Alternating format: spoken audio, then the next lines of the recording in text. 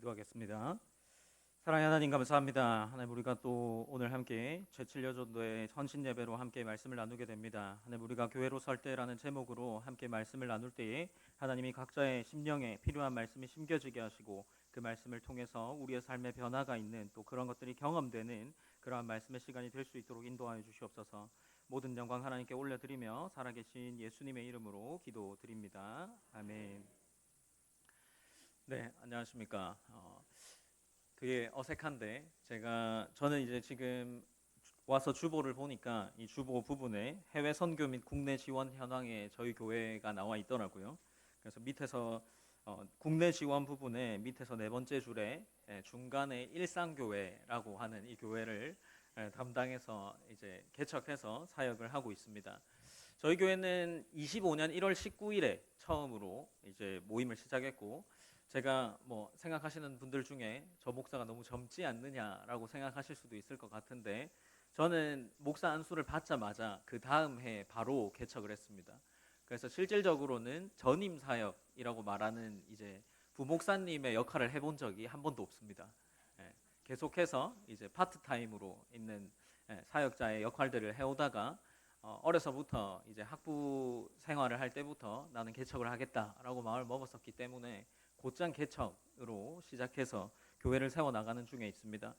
축복로 교회는 뭐 여러 가지로 인연이 있지만 뭐 특별히 이제 저의 아내인 김선녀 사모가 이제 이 교회 청년 출신이고, 이제 또 지금 성우금 목사 부교역자로 담당하고 있는 성우금 목사가 제 고등학교 동창입니다.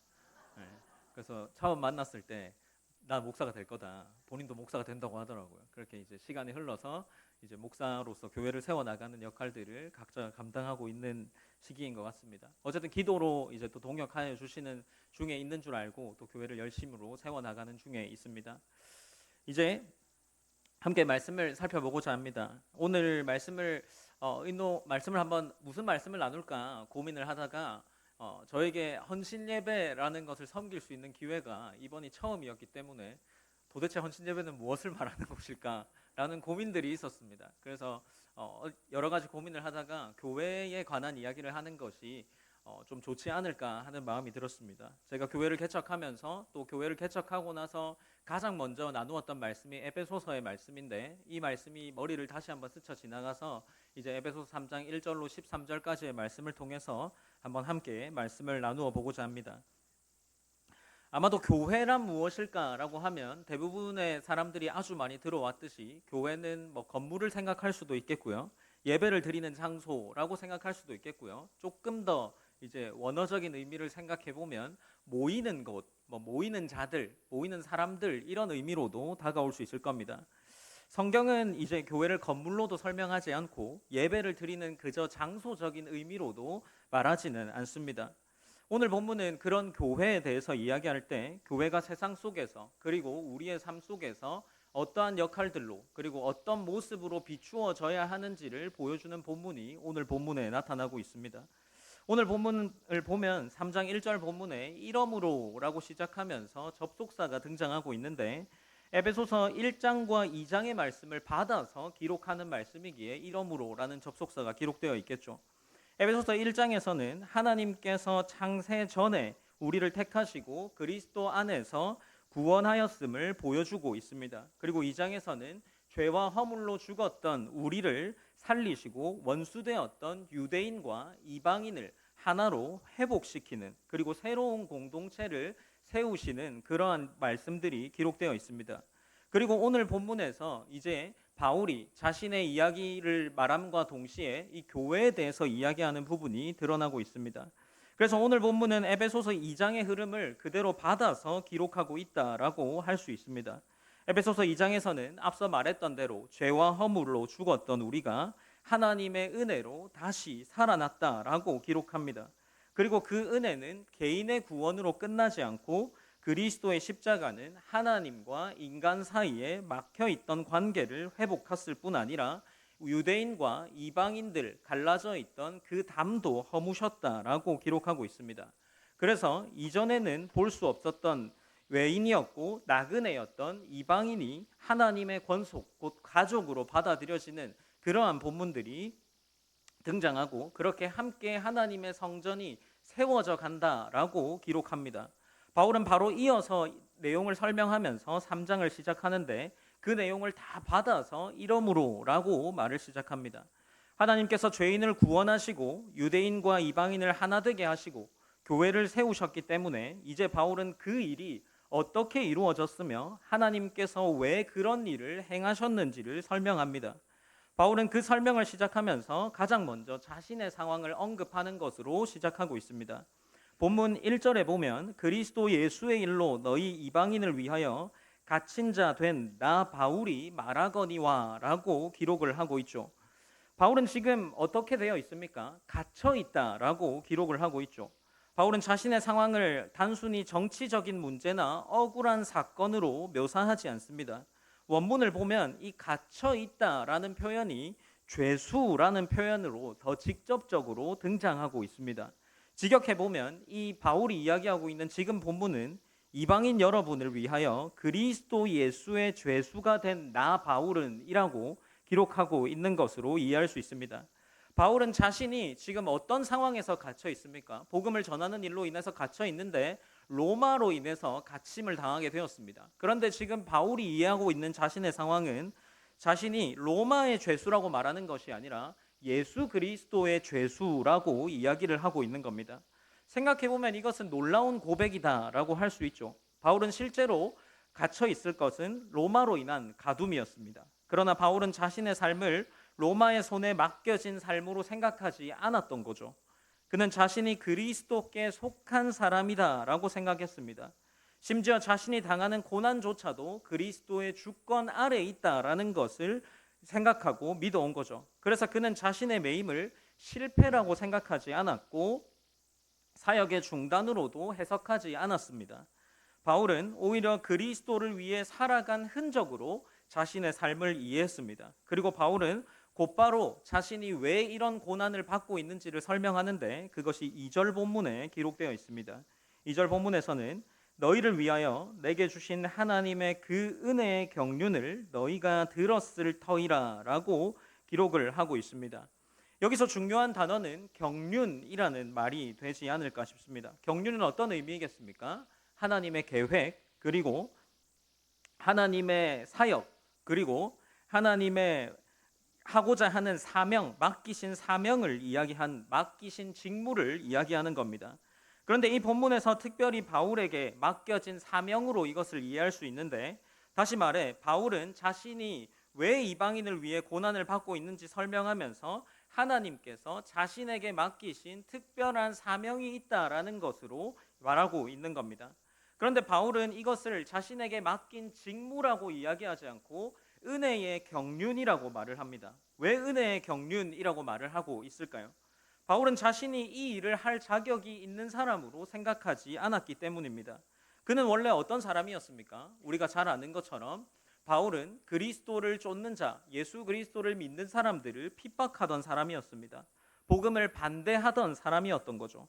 그런데 그는 자신이 이제 복음을 전하는 사람이 되었습니다. 그러니 바울에게 있어서 복음을 전하는 것은 업적이 아니라 은혜였습니다. 그래서 자신의 사역을 두고 은혜의 경륜이라는 표현을 가지고 이야기합니다.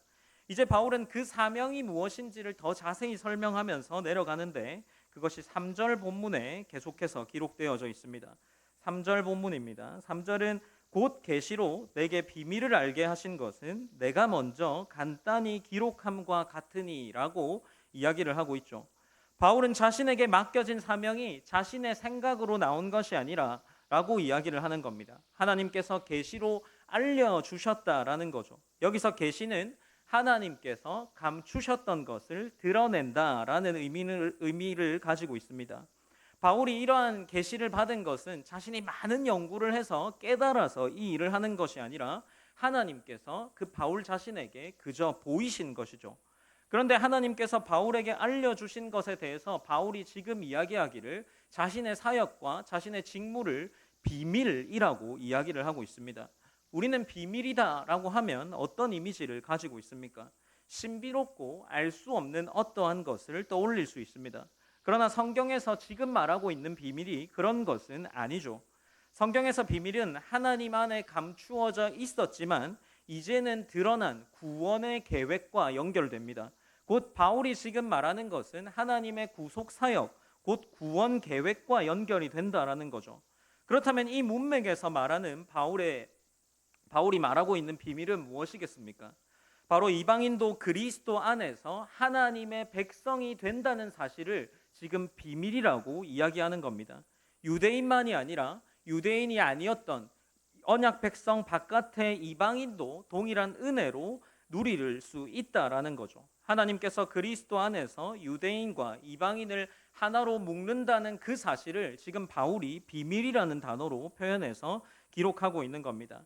4절에서 읽으면 다시 그것이 더 분명하게 조금은 설명되는데 4절 말씀해 보면 그것을 읽으면 내가 그리스도의 비밀을 깨달은 것을 너희가 알 수 있으리라 라고 기록하고 있습니다. 그러니까 지금 3절 본문에 보면 내가 먼저 간단히 기록함과 같으니 라고 나오고 이제 4절에서는 그것을 읽으면 내가 그리스도의 비밀을 깨달은 것을 너희가 알 수 있을 것이다 라고 이야기를 이어나가는 겁니다.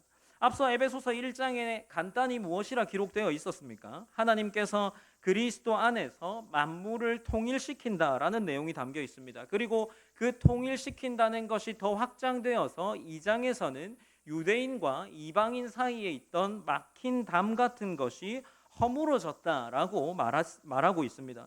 그러므로 바울이 3절에서 말하는 것은 처음 이야기하는 것이 아니라 에베소서 앞부분부터 시작해서 나아오던 유대인과 이방인의 벽이 허물어져 이제 이 유대인과 이방인이 하나님의 권속 곧 가족이 되었다는 것을 이야기하고 있는 겁니다.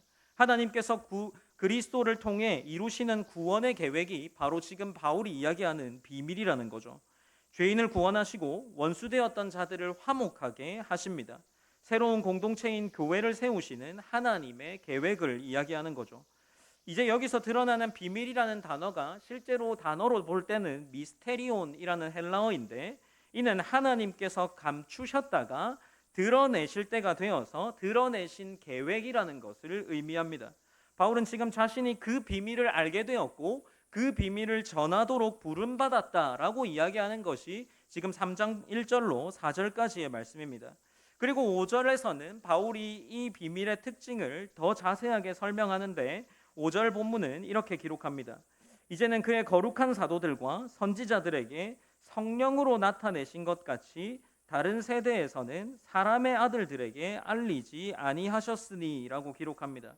바울은 이 비밀이 이전의 세대에는 지금처럼 분명하게 알려지지 않았다라고 이야기를 하죠. 물론 구약에도 이방인을 향한 계획이 전혀 나타나지 않는 것은 아닙니다. 하나님께서 아브라함에게 무엇이라 이야기했습니까? 땅의 모든 족속이 너로 인해 복을 얻을 것이다 라고 이야기를 하시죠. 그리고 이러한 말씀에서 이방인을 찾아볼 수 있지만 그 계획이 어떻게 이루어져 갈지는 완전히 드러나지 않았습니다. 그런데 이제 그 비밀이 바울의 사역과 이 에베소 교회 안에서 드러나기 시작한 겁니다. 성령께서 사도들에게 그리고 선지자들에게 이 사실을 나타내시고 이방인도 복음으로 말미암아 그리스도 예수 안으로 받아들여져서 하나님의 백성이 될 수 있다는 것이 드러났다라는 겁니다. 이것이 바울이 받은 계시 곧 비밀의 핵심인 겁니다. 이것이 하나님께서 교회를 통해 드러내시는 놀라운 복음의 비밀입니다. 그리고 6절에서 그 비밀의 내용이 보다 구체적으로 전달되고 있는데 이는 이방인들이 복음으로 말미암아 그리스도 예수 안에서 함께 상속자가 되고 함께 지체가 되고 함께 약속에 참여하는 자가 됨이라라고 기록을 합니다.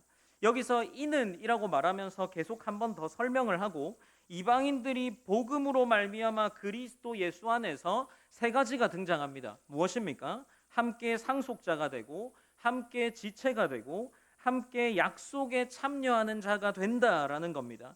우리가 이것을 볼 때 함께 상속자가 된다라는 의미를 어떻게 받아들일 수 있을까요? 이방인들이 함께 상속자가 되는 비밀이 이제 밝히 드러나는 겁니다. 그것이 교회에서 보여주는 거죠. 이것이 공동 상속자가 되었다라는 겁니다. 상속자는 어떤 것입니까? 가족이 되어야만 상속을 받을 수 있게 되는 거죠. 상속을 받는다는 것은 하나님의 가족이 되었고 이제 에베소 교회의 이방인들도 하나님의 품 안으로 들어올 수 있게 된다라는 겁니다. 종이나 손님이 상속을 받을 수 있습니까? 상속을 받을 수 없죠. 그런데 이제 이방인들이 그리스도 안에서 하나님의 유업을 함께 받는 자가 되었다라는 거죠. 이전에는 멀리 있던 자들이 이제는 하나님의 집안에 속한 자들이 되었습니다. 이것이 얼마나 놀라운 일인지 우리는 쉽게 느끼기 어렵습니다. 오늘날 우리는 유대인과 이방인의 구분을 짐작하기에 너무나 세월이 많이 지났고 완전히 다른 문화 속에서 살고 있기 때문에 과연 유대인과 이방인이 함께 한다는 것, 그냥 이해해주면 되는 거 아닐까라고 생각할 수도 있겠지만, 실제로 유대인과 이방인이 하나 되는 것은 그 당시의 사람들의 입장에서는 불가능에 가까운 일이었다라고 아마 받아들였을 겁니다. 사도행전 10장을 보면 이 어려움이 얼마나 컸는지를 짐작해 볼 수 있는데, 우리가 잘 아는 말씀이 사도행전 10장에 기록되어 있죠. 하나님께서 베드로에게 이방인 고넬료의 집에 가서 복음을 전해라, 네가 성령을 받도록 그들에게 하나님을 전해라 라는 말씀을 하고 계시죠. 그리고 베드로에게 환상을 통해 짐승을 보게 하는 그러한 장면들이 기록되어 있습니다. 그런데 베드로가 하나님께서 먹으라고 한 것을 하나님의 명령임에도 불구하고 무엇이라고 이야기를 합니까? 아주 선명하게 드러난 환상임에도 자신이 부정한 것을 먹을 수 없다라고 이야기를 하는 거죠. 하나님의 명령을 거절할 수 있을 만큼 유대인이 이방인을 품는 것은 어려운 사실이었다라는 겁니다. 이와 마찬가지로 여전히 그것이 어려운 것이 또 다른 베드로의 모습에서 드러나는데, 갈라디아서의 말씀에 보면 이 갈라디아서 바울의 기록에 따라서 베드로가 이 갈라디아 교회의 교인들과 이 사실, 이방인이 복음을 받고 성령을 받을 수 있다라는 사실을 이해한 이후에 갈라디아 교회 성도들과 식사 교제를 나누었습니다. 그런데 그 식사 교제를 나누던 중에 야고보에게로부터 온 자들이 이 갈라디아 교회로 방문을 하게 됩니다. 근데 그 갈라디아의 교회에 방문을 하고 나니까 이 베드로 입장에서 이미 이방인이 복음으로만, 믿음으로만 구원을 받을 수 있음에도 불구하고 이 야고보로부터 온 자들에게 눈치를 받아서 이전에 하던 식사를 갑작스럽게 점점 중단하여서 완전히 이방인과의 교제를 끊어냅니다. 이 베드로가 이미 하나님의 은혜를 잘 알고 이해했음에도 불구하고 이방인과 유대인이 함께하는 것으로 자신이 무언가 피해를 볼까봐 이 행동을 중단하게 되는 거죠. 그러니 지금 우리가 이해하는 이 이방인과 유대인이 함께한다는 것, 이것을 추론하는 것은 사실 우리 문화적인 감성에서는 거의 불가능에 가까운 거죠. 성경이 이것을 기적이라고 기록할 만큼 유대인과 이방인이 하나 되는 것은 굉장히 어려운 일이었습니다. 그래서 지금 바울이 에베소 교회에게 서신을 남기면서 유대인과 이방인이 하나 되게 하는 것, 그렇게 하나님의 구원 계획이 이방인 가운데 나타나는 것이 그리스도가 이전에 보여주지 않았던 비밀이라고 이야기를 하고 있는 겁니다. 그런데 바울은 이제 그리스도 안에서 이 이방인들이 공동 상속자가 되었음을 밝히고 있는 거죠. 단지 관계가 이전보다 조금 좋아졌다라는 수준이 아닌 겁니다. 하나님께서 서로 멀리 있던 자들을 한 가족으로 묶으셨고, 교회는 바로 이 은혜 위에 세워지는 것이 지금 바울이 이야기하는 공동 상속자가 되었다라는 의미입니다. 그리고 두 번째는 이 이방인들은 함께 지체가 되었다라고 기록하고 있습니다. 이것은 공동 지체가 되었다라는 의미죠. 바울은 교회를 그리스도의 몸이라고 설명한 것을 우리는 잘 알고 있습니다. 한 몸에는 여러 지체가 있습니다. 각각의 지체는 다르지만 한 몸에 속해 있는 겁니다. 이처럼 유대인과 이방인이 그리스도 안에서 한 몸이 되었다라는 겁니다.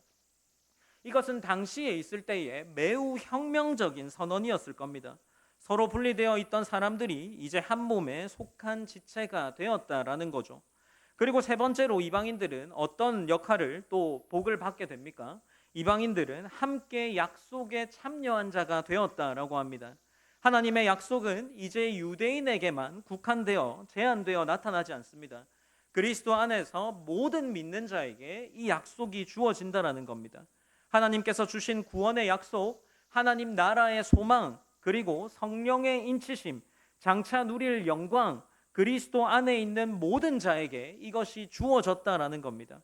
이방인도 그 약속의 바깥에 있는 사람이 아니라 이제는 이 바울이 알게 된 비밀은 이방인도 함께 약속에 언약에 참여할 수 있는 자가 되었다라는 겁니다. 그것이 6절 서두에서 이는 이방인들이 복음으로 말미암아라고 기록을 하고 있는 겁니다. 그리스도 예수 안에서 복음으로 말미암아 이 일이 일어난다라는 것입니다. 사람의 노력으로 유대인과 이방인이 서로 화합해보자라고 해서 일어난 일이 아닙니다. 인간적인 관용이나 타협으로 교회가 세워졌지 않다라는 거죠. 그리스도의 십자가가 이 막힌 담을 허무셨고 그리스도의 피가 멀리 있던 자들을 가까이 오게 만들었습니다. 그리스도와 연합함으로 죄인이 의롭다함을 받고 하나님께 속한 백성이 되고 서로 한 몸이 됩니다. 그러므로 교회 연합은 복음 위에 세워진 연합이라는 거죠. 바울은 이제 7절에서 더 나아가 이렇게 이야기를 해나갑니다. 우리 7절 말씀은 한번 함께 읽어보시겠습니다. 7절입니다. 읽으시겠습니다. 시작.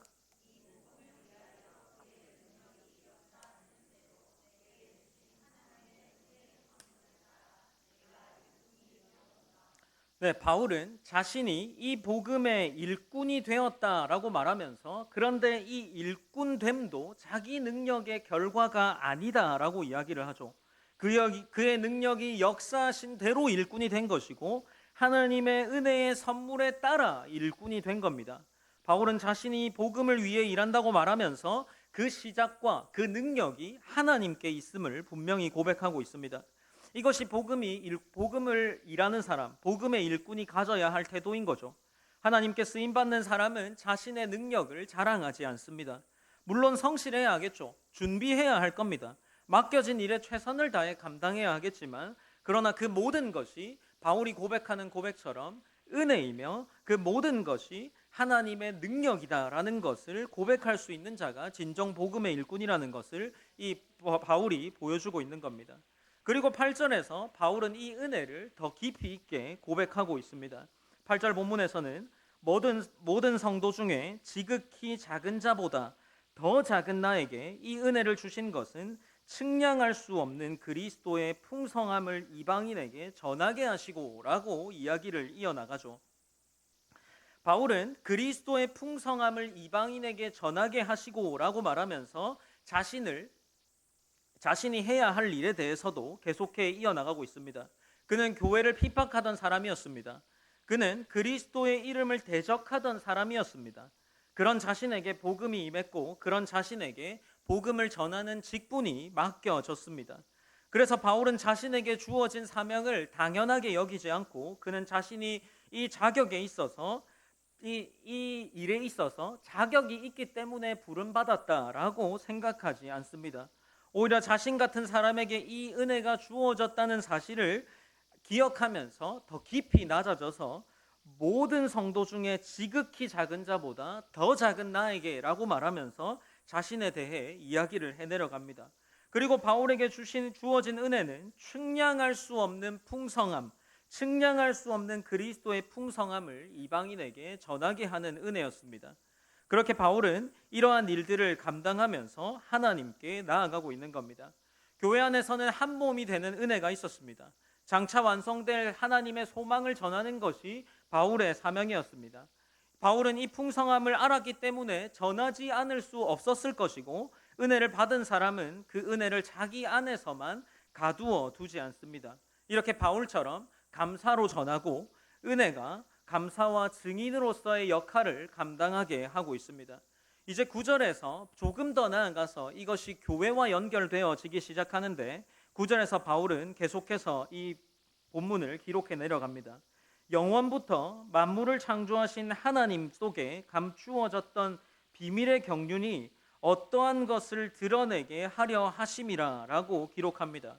바울은 자신이 복음을 전하는 일을 통해서 하나님의 비밀의 경륜, 곧 유대인과 이방인이 합해지고 새로운 공동체가 세워지는 그러한 비밀이 드러난다고 말했습니다. 그리고 다시 이 본문에서는 9절에서 다시 한번 경륜이라는 단어가 드러나고 있는데 여기서 말하는 경륜은 2절에서 나오는 경륜과는 또 다른 범위의 경륜입니다.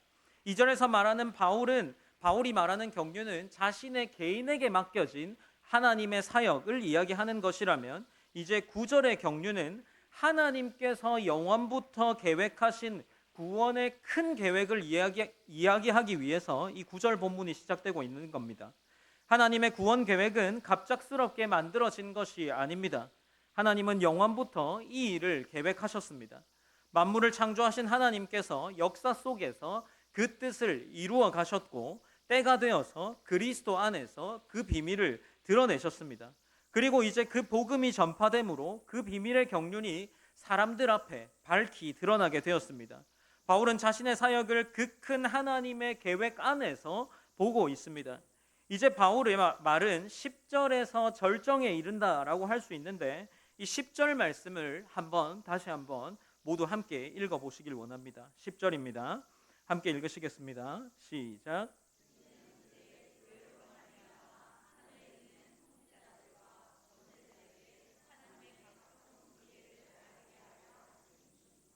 네, 10절에서 하나님께서 이 비밀의 경륜, 바울의 사역의 경륜, 은혜의 경륜과 이 하나님이 일하시는 비밀의 경륜을 드러내는 목적이 무엇인지를 이야기하고 있는 것이 10절이라 할 수 있습니다. 교회로 말미암아 하나님의 각종 지혜를 알게 하려 하심입니다. 여기서 중요한 표현은 교회로 말미암아라는 거죠. 하나님께서는 교회를 통해 자신의 지혜를 드러내십니다. 그렇다면 이 10절 본문에 등장하는 대상이 있습니다. 교회로 말미암아 하늘에 있는 통치자들과 권세들에게 하나님의 각종 지혜를 알게 하려 하심이다라고 기록하고 있죠.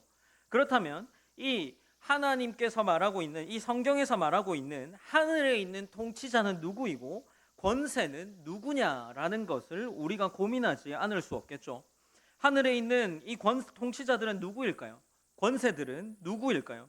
에베소서 전체 흐름에서 볼 때 이 표현은 영적인 권세를 가리키는 것으로 이해할 수 있습니다. 우리가 에베소서 6장 12절 말씀을 한번 찾아보기 원합니다. 에베소서 6장 12절 말씀입니다. 네, 에베소서 6장 12절 말씀 다시 한번 한 목소리로 읽어보시겠습니다. 시작.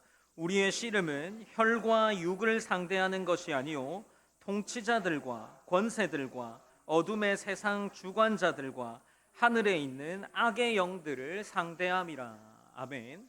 네, 지금 6장 12절에 비롯해서 이 에베소서 전체의 문맥 속에서 지금 이 3장 10절을 본다면 하나님께서 교회로 말미암아 누구에게 하나님의 각종 지혜를 알게 하느냐라고 할 때 영이라는 겁니다. 혈과 육이 대상이 아닌 악한 영들, 그리고 하늘에서 하나님을 대적하는 자들에게 이 교회로 말미암아 하나님의 각종 지혜를 보이겠다라고 이야기를 하고 있는 것이 이 본문인 겁니다. 영적인 세계 앞에서도 이 하나님의 각종 지혜가 드러나는데 그것이 교회로 말미암아 드러난다라는 겁니다. 그렇다면 하나님의 지혜는 무엇일까요? 여기서 말하는 하나님의 지혜는 죄인을 구원하는 지혜입니다. 원수되었던 자들을 화목하게 하시는 지혜입니다. 이 문맥에서 그대로 따르면 유대인과 이방인 그리스도인을 한 몸으로 만들어주는 지혜라는 거죠. 세상의 방식으로 불가능한 일이 십자가를 통해서 이루어집니다. 세상은 힘으로 하나 되게 하려고 하지만 이익을 만들어서 조건이 맞을 때만 하나 될 수 있지만 지금 십자가는 하나 될 수 없는 유대인과 이방인을 이 십자가로 말미암아 하나 되는 지혜가 바로 지금 하나님이 말하고 있는 하나님의 각종 지혜 안에서 드러나는 지혜라는 겁니다. 그러니 어떻습니까? 하나님은 십자가로 교회를 세우셨고 이 교회가 하늘에 있는 통치자들과 권세들에게 보여주어야 하는 것은 이 하나님의 능력과 하나님의 영광이 드러나는 구원의 역할들을 해나가는 것을 그들에게 보여야 한다는 겁니다. 그러니 교회가 어떻습니까? 교회는 결코 가벼운 공동체가 될 수 없다라는 겁니다. 교회는 사람들의 취향으로 모인 동호회가 아닙니다. 교회는 종교적인 서비스를 제공하는 기관도 아니죠. 교회는 하나님께서 자신의 지혜를 드러내기 위해 세우신 공동체라는 겁니다. 교회가 복음 위에 바로 설 때, 교회가 서로 사랑하고 용납하며 한 몸으로 세워져 갈 때 이 하나님의 각종 지혜가 세상과는 전혀 다른 방식으로 드러날 수 있게 된다라는 거죠. 세상뿐 아니라 어떻습니까? 하늘에 있는 통치자들과 권세들까지도 그 하나님의 각종 지혜가 드러나게 되는 것을 목격할 수 있게 됩니다. 우리가 잘 아는 칼빈이라는 신학자가 이 본문을 설명하면서 유대인들과 이방인들로 구성된 교회를 통치자들과 권세들이 하나님의 경이로운 지혜를 관찰하는 거울로 사용한다라고 이야기를 했습니다. 그러니 어떻습니까? 교회가 드러내야 하는 것을 보고 누가 이 거울로 사용한다고 합니까? 하나님을 보는 거울로 사용하는데 통치자들과 권세들, 혈과 육이 아닌 악한 영들이 이 펼쳐지는 일들을 보고 교회로 말미암아 하나님을 바라볼 수 있게 된다라는 겁니다. 교회는 하나님의 지혜를 비추는 거울과 같다는 거죠. 우리의 연약함에도 불구하고 하나님께서는 교회를 통해 자신이 어떤 분이신지를 드러내십니다. 죄인을 살리시는 하나님, 원수를 화목하게 하시는 하나님, 무너진 자들을 세워서 한 몸 되게 하시는 하나님의 지혜가 교회를 통해서 드러난다는 겁니다. 이 지점에서 우리는 교회를 다시 한번 생각해 보아야겠죠. 우리는 교회를 너무 작게 생각할 때가 많이 있습니다. 교회를 단지 내가 은혜를 받는 곳, 내가 위로받는 곳, 내가 필요할 때 도움을 받는 곳 정도로 생각하고 있지는 않으십니까? 물론 교회 안에 위로가 없지 않습니다. 위로가 너무나 풍성하죠. 돌봄이 있습니다. 은혜가 있습니다. 그러나 이 본문에 의하면 교회는 그것보다 더 큰 의미를 가집니다. 교회는 하나님께서 자신의 지혜를 드러내는 것으로 사용하는 자리입니다. 교회는 세상 속에서 하나님의 구원 계획을 보여주는 공동체가 교회이기 때문입니다. 11절에서 바울은 이 일이 우연이 아니다라고 이야기하면서 이렇게 기록하는데, 곧 영원부터 우리 주 그리스도 예수 안에서 예정하신 뜻대로 하신 것이라 라고 이야기를 하고 있습니다. 교회를 통해 하나님의 지혜가 드러나는 것은 갑작스럽게 생겨난 계획이 아니라 하나님께서 영원 전부터 우리 주 예수 그리스도 안에서 예정하신 뜻이라는 것을 이 본문이 보여주고 있는 거죠. 하나님은 처음부터 그리스도 안에서 교회를 세우시고 그 교회를 통해 자신의 지혜와 영광을 드러내시기를 계획하셨습니다. 우리에게 복음은 익숙한 말일 수 있습니다. 교회도 익숙한 말일 수 있습니다. 그러나 바울이 말하는 이 사실은 당시에 이것이 선언되었을 때 놀라운 선언이었을 겁니다.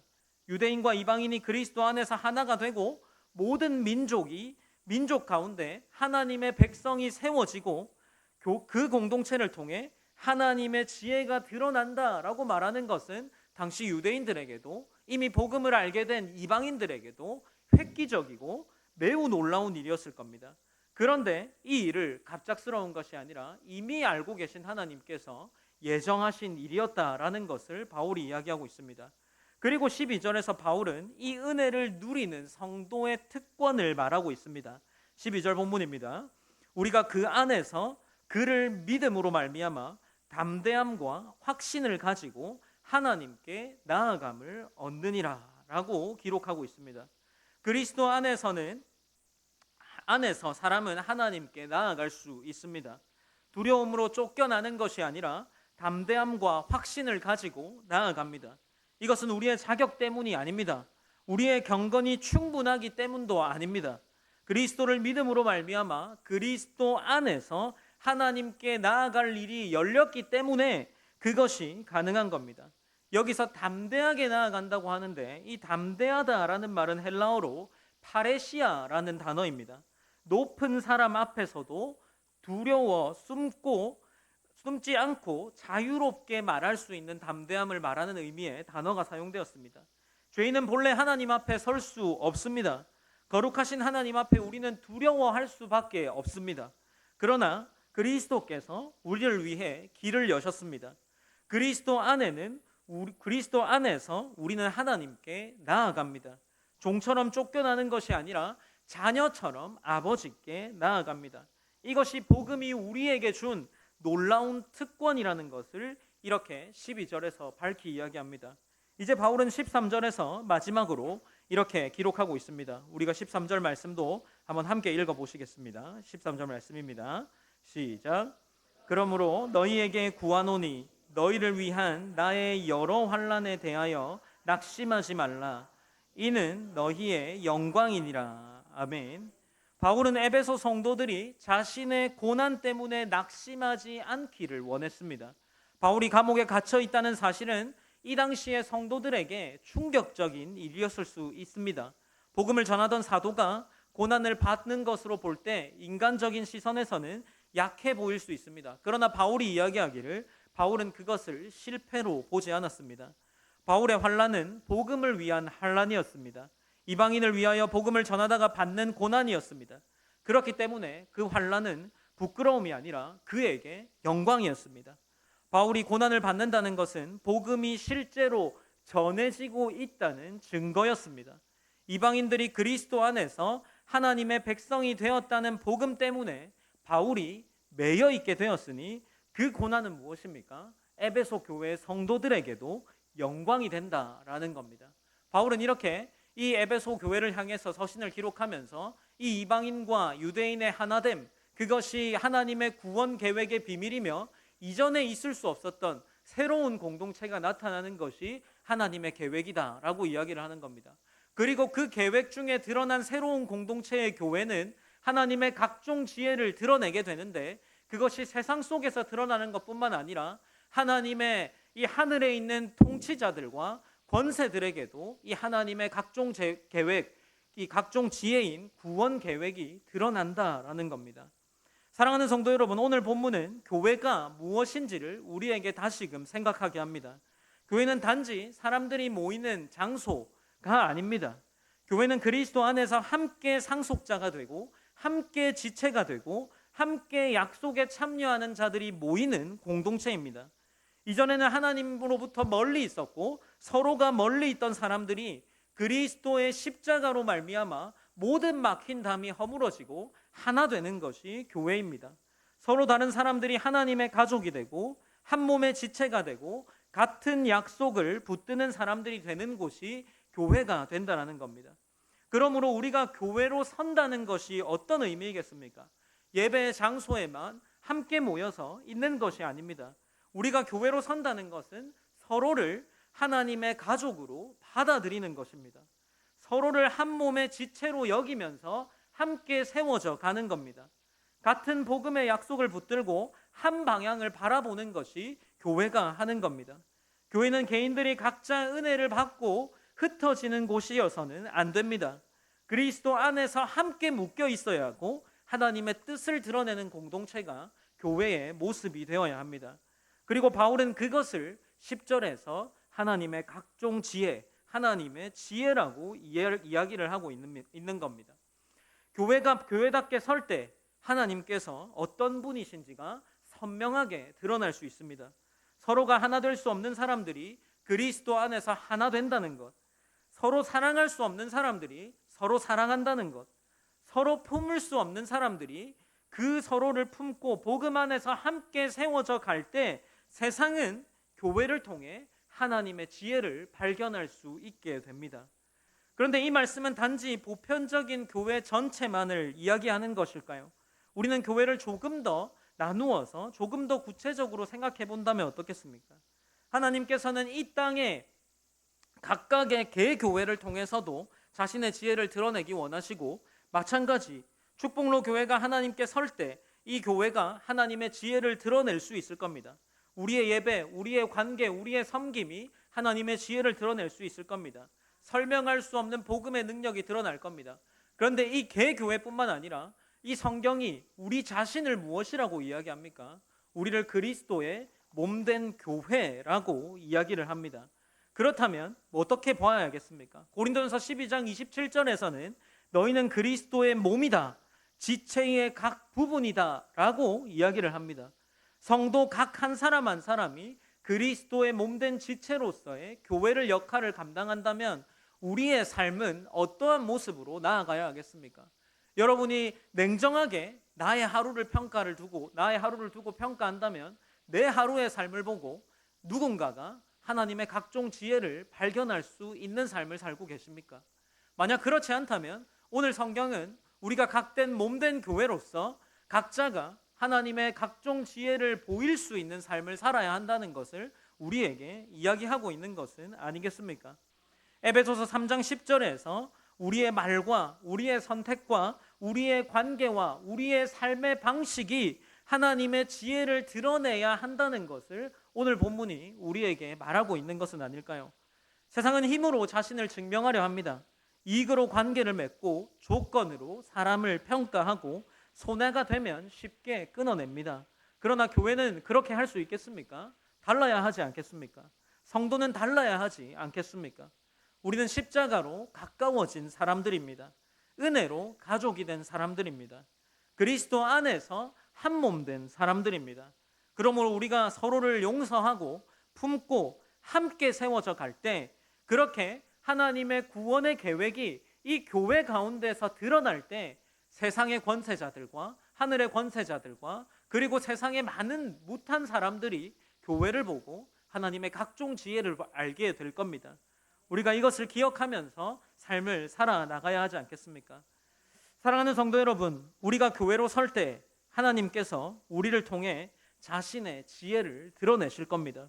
우리가 함께 상속자이며 함께 지체이며 함께 약속에 참여한 자로 살아갈 때 교회는 세상 가운데 복음의 증거가 됩니다. 그리고 우리가 각자의 삶의 자리에서 그리스도의 몸에 속한 성도로 살아갈 때 우리의 삶 또한 하나님의 지혜를 비추는 자리가 될 겁니다. 축복로 교회가 그리고 축복로 교회에 속한 성도가 그리고 이 땅에 있는 모든 교회의 성도가 그런 교회로 세워지기를 소망합니다. 우리 한 사람 한 사람이 그런 성도로 서기를 소망합니다. 교회로 모일 때도 세상으로 흩어질 때도 우리를 통해 그리스도의 풍성함과 바울이 말하는 하나님의 은혜의 경륜이 드러나는 그러한 교회로서의 모습이 되기를 간절히 소망합니다. 우리가 앞서 불렀던 찬양을 한번 부르고 함께